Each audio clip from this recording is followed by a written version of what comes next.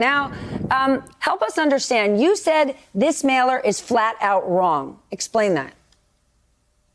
Well, specifically in Colorado, voters do not need to apply for an absentee ballot.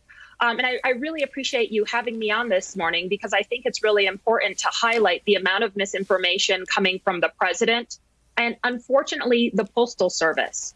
And to be clear, this postcard is wrong in some states, not all states. Specifically in Colorado, it is. And what voters really need to focus on is making sure that they reach out and get information from their election officials and make a plan to vote. Hopefully that includes using a mail ballot because hands down, mail ballots are the best way to vote during a pandemic.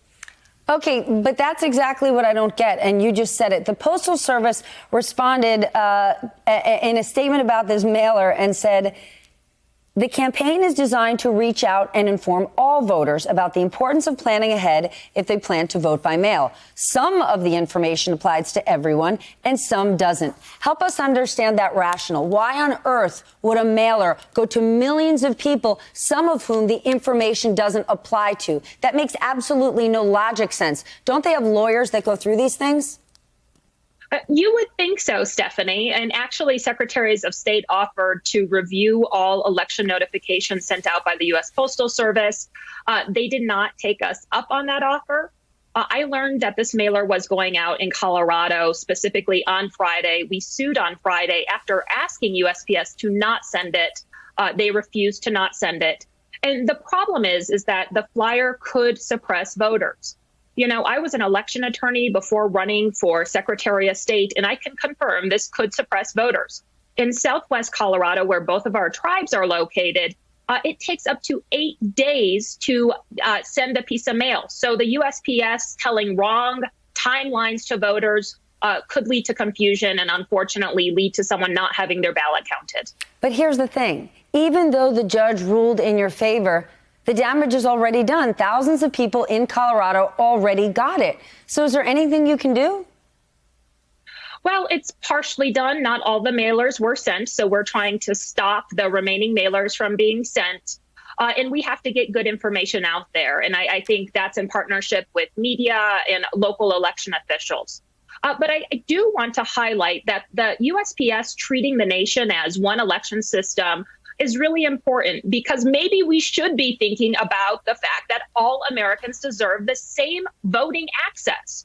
You know, how is it that people in Georgia have less access than people in Colorado? These are fundamental rights.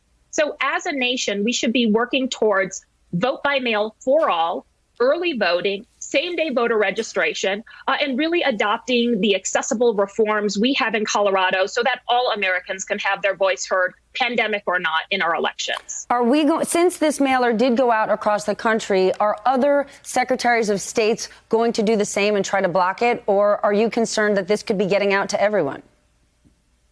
Well, I have been in conversation with various secretaries of state that wanted to see our complaint and the lawsuit.